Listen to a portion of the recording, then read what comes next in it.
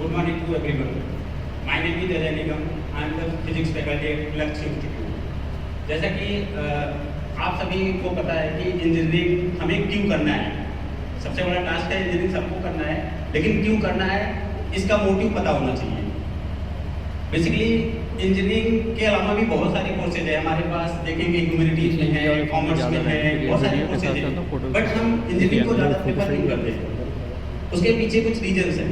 जैसे देखते हैं कि आजकल जो है जो इंजीनियरिंग करने के बाद हमें जो चीज़ें जो स्किल्स मिलती हैं वो सिर्फ हमें पर्सनल और प्रोफेशनल गोल के लिए नहीं, फुलफिलमेंट के लिए, बल्कि हमें बेसिकली इंजीनियरिंग के में जो स्किल्स सीखते हैं उसको हम सोसाइटी के में इनोवेशंस के थ्रू सोसाइटी के अपलिफ्टमेंट के बारे में कर सकते हैं। और एक चीज़ और होता है, जैसे कि आपने देखा होगा कि जो इंजीनियरिंग बैकग्राउंड के स्टूडेंट्स होते हैं वो आज के डेट में हर एक फील्ड में कामयाब हैं। वहीं पे अगर एक ह्यूमैनिटीज बैकग्राउंड का स्टूडेंट्स है तो वो टेक्निकल टीम में नहीं जा सकता क्योंकि उसके पास टेक्निकल स्किल की कमी है। तो इंजीनियरिंग क्यों करनी है, उसका मेन मोटिव ये है कि पहली चीज़ तो ये है कि इंजीनियरिंग के थ्रू हम बहुत सारे इनोवेशंस करके समाज के बारे में, अपने बारे में, देश के बारे में जो है सोच सकते हैं, नया कुछ कर सकते हैं।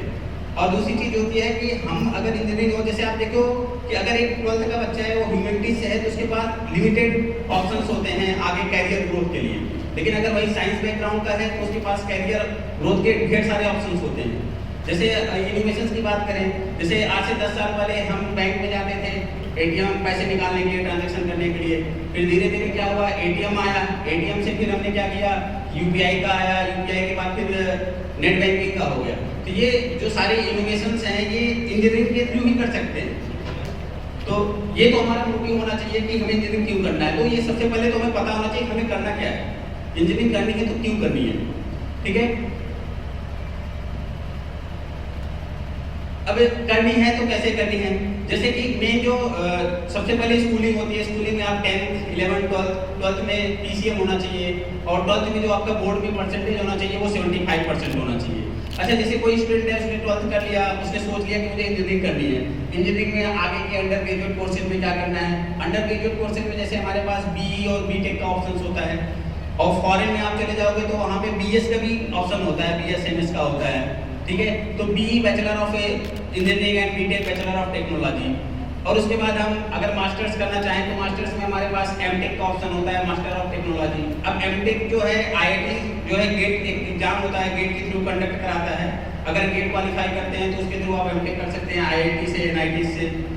इसके अलावा अगर हम उसके बाद भी पढ़ना चाहें, पढ़ने की कोई लिमिट नहीं है, ये कंटिन्यूअस प्रोसेस है जो जीवन भर अगर आप पढ़ना चाहें तो जीवन भर पढ़ सकते हैं। तो जैसे उसके बाद अगर करना चाहें तो एमफिल कर सकते हैं, पीएचडी कर सकते हैं, पोस्ट डॉक होता है, पोस्ट डॉक भी होता है, 1 साल का कोर्स होता है पोस्ट डॉक, जो कि पीएचडी के बाद भी किया जाता है।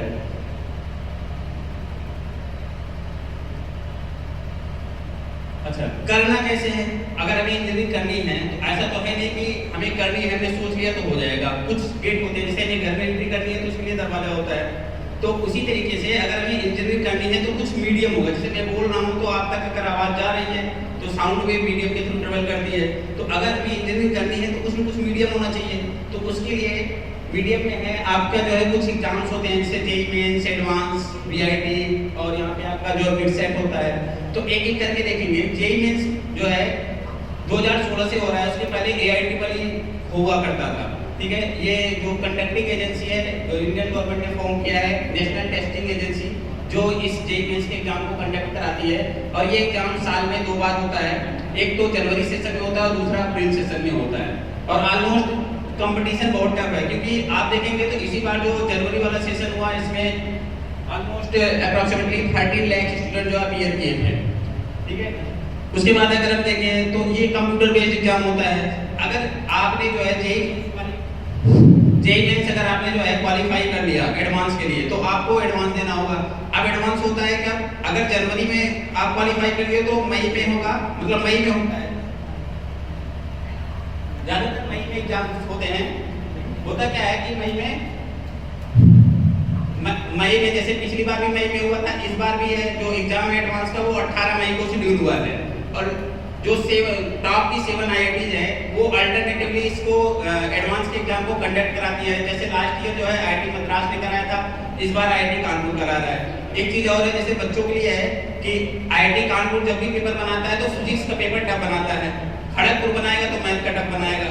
तो ये बहुत सारी बारीकी होती है जिसको आप जो है किसी इंस्टीट्यूट, मतलब जैसे लक्ष्य इंस्टीट्यूट में आपने आया तो लक्ष्य इंस्टीट्यूट के जो एक्सपर्ट्स हैं, टीचर्स हैं, मैनेजमेंट है, वो ये सारी चीजें वही बता सकते हैं आपको।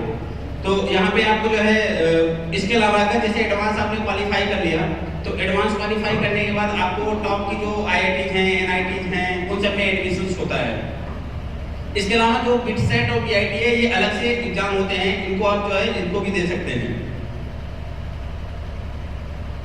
अब अगर आपने एडवांस क्वालिफाई कर लिया, अच्छा एक चीज और है एडवांस के बारे में। एडवांस तो मैंने बताया कि कोई भी बच्चा जैसे अगर 12th में है, 12th में अगर उसने एडवांस क्वालिफाई कर लिया तो 12th में भी दे सकता है, मतलब 2 साल में वो 2 बार दे सकता है, ठीक है। और उसमें जो है पेपर 2 पेपर होते हैं एक ही दिन में, से 18 मई को पेपर है, 2 पेपर होंगे, पेपर 1 और पेपर 2, तो 2 पेपर एक ही दिन में होते हैं दोनों। और मेरे ख्याल से तो जेईई एडवांस के पेपर के लिए आपको करना क्या है कि बहुत ही पेशेंस रखना होगा। किसी भी मतलब हर एक एग्जाम की प्रिपरेशन में पेशेंस बहुत जरूरी है। नेक्स्ट है हमारा टॉप इंजीनियरिंग कॉलेज। जैसे टॉप इंजीनियरिंग कॉलेज क्या होता है कि बहुत सारी रैंकिंग्स होती हैं, जैसे इंडियन गवर्नमेंट भी रैंकिंग निकालती है, वर्ल्ड की एक यूएस वर्ल्ड रैंकिंग होती है जिसमें जितने इंडिया के या वर्ल्ड के टॉप यूनिवर्सिटीज या टॉप इंस्टीट्यूट है उनकी रैंकिंग्स होती है, जिसमें इंडिया में टॉप कॉलेज जो इंजीनियरिंग कॉलेज है उनमें मुंबई, खड़गपुर, ये सब आते हैं। इस तरीके से ऑलमोस्ट ये क्या होता है हर साल थोड़ा बहुत ऊपर नीचे होता रहता है। इसके अलावा अगर देखेंगे तो हमारी अच्छा हमें करना तो है प्रिपरेशन। अब ऐसा तो है नहीं कि हमने सोच लिया भूख लगी है किचन में गए खाना मिल जाएगा, उसके लिए एक प्रोसेस है कि खाना बना भी होना चाहिए, और खाना बना कैसे, कोई बनाने वाला भी होना चाहिए। तो हमें जाना है, इंजीनियरिंग करनी है, आईआईटी में जाना है, एनआईटी में जाना है, तो उसके लिए जरूरी है कि हमें एक प्लान स्ट्रेटजी होनी चाहिए। अब वो स्ट्रेटजी कैसी स्ट्रेटजी ये होनी चाहिए, जैसे कि मान लीजिए कि 11th में, अच्छा वैसे आजकल देखेंगे तो बच्चा क्लास 6 में है तभी से उसको तैयारी की दिशा में मोड़ दे रहे हैं कि तैयारी करते रहिए। लेकिन होता क्या है कि अब जैसे 11th और 12th की अगर बात कर ले, बच्चा 12th में होता है तो उसके बाद बहुत प्रेशर होता है, बहुत प्रेशर इन द सेंस कि स्कूल वाले 75% अटेंडेंस का मैंडेटरी कर देते हैं, और दूसरी चीज जो है आपका वाइवा होता है, यूटी होता है, फिर प्री बोर्ड होता है। बच्चा ऐसे में बहुत कंफ्यूज हो जाता है कि हम करें तो क्या करें। तो जैसे लक्ष्य इंस्टीट्यूट का एक प्रोग्राम है नॉन अटेंडिंग बच्चों का जो है एडमिशन, वहाँ पे स्कूल जाने से आप जो है बच सकते हैं। स्कूल का मतलब कि जाना तो नहीं होता है, मतलब नॉन अटेंडिंग होता है। तो इसमें एक प्रेशर ये होता है, प्रेशर को कैसे हैंडल करना है वो सारी चीजें आपको लक्ष्य के में जो एक्सपर्ट्स हैं वो आपको बताते रहते हैं, काउंसलिंग होती रहती है। रोल ऑफ लक्ष्य में जैसे है स्ट्रक्चर्ड करिकुलम। स्ट्रक्चर्ड करिकुलम में हमारे यहाँ पे जैसे जो टेस्ट की प्लानिंग होती है, सिलेबस की माइक्रो प्लानिंग होती है कि हमें सिलेबस विद इन कितने मंथ में खत्म करना है। टेस्ट की प्लानिंग मतलब कि अगर चैप्टर खत्म होता है तो उसके बाद टेस्ट का शेड्यूल होता है। या जैसे 12th में बच्चा है तो 11th का रिवीजन कैसे होगा, उसके लिए जो है हम प्लान बनाते हैं कि हमारा 12th के साथ साथ 11th बच्चा भूल जाएगा, तो भूले ना उसके लिए हम टेस्ट के थ्रू उसकी प्लानिंग बनाते हैं और टेस्ट कंडक्ट कराते हैं। सेकंड नंबर पे एक्सपर्ट गाइडेंस। तो यहाँ पे जो है जो भी बच्चे को डाउट होता है वो तुरंत के तुरंत क्लियर हो जाता है। अगर इफेक्टिव टाइम मैनेजमेंट का बहुत बड़ा रोल है, क्योंकि मैंने देखा अभी पिछले 7 सालों से जब से मैं पढ़ा रहा हूँ एक बहुत कॉमन सी प्रॉब्लम है, बच्चे मैनेज नहीं कर पाते टाइम को।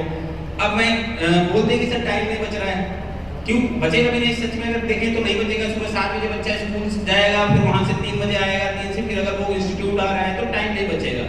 टाइम को मैनेज करना होगा। टाइम मैनेजमेंट जो कि लक्ष्य में सिखाया जाता है बहुत अच्छे तरीके से कि कैसे टाइम मैनेज करना है। रेगुलर प्रैक्टिस टेस्ट होते रहते हैं, डाउट रिजोल्यूशन होता रहता है, फोकस ऑन वीक एरियाज। बच्चे जब क्या होता है कनेक्टेड होते हैं, जो टीचर्स होते हैं, फैकल्टीज होते हैं, उनसे कनेक्टेड होते हैं। टेस्ट के थ्रू टीचर्स को भी पता चलता रहता है कि बच्चे का कौन सा वीक सेक्शन है, वहाँ पे हम काम करते हैं, उसका अलग से रिवीजन करते हैं, टेस्ट कंडक्ट कराते हैं।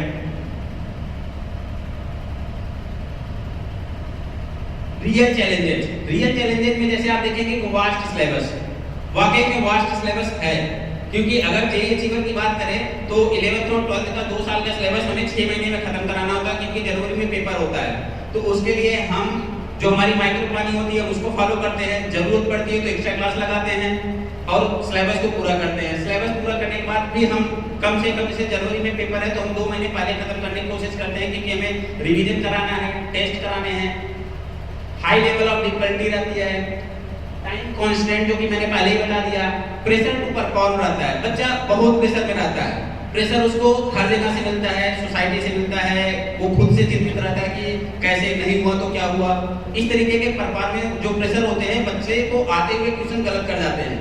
तो ये इस चीज से कैसे ओवरकम करना है, इस चीज को हम लक्ष्य इंस्टीट्यूट जो है बहुत अच्छे से गाइड करेगा।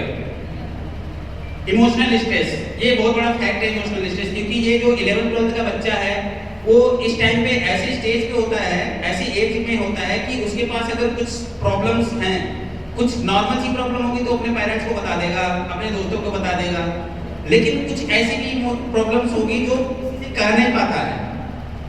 हम कोशिश करते हैं, लक्ष्य वाले कोशिश करते हैं कि बच्चों के साथ 1-to-1 बैठें। जैसे कोई एक बच्चा है, उसकी प्रॉब्लम है, हम उसके साथ 1-to-1 बैठते हैं, उसकी प्रॉब्लम को समझने की कोशिश करते हैं। प्रॉब्लम ऐसे भी हो सकती है तो उसको सलूशन निकालते हैं कि इसका क्या समाधान हो सकता है।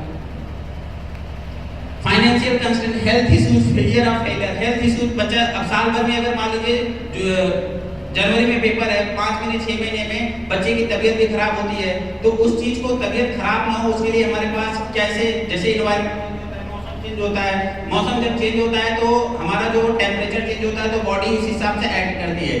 तो वहाँ पे हम काउंसलिंग के थ्रू बच्चों को बताते रहते हैं कि हमें कैसे अपने बॉडी को एटमॉस्फेयर के साथ एडजस्ट करना है जिससे कि हम बीमार वगैरह न पड़े।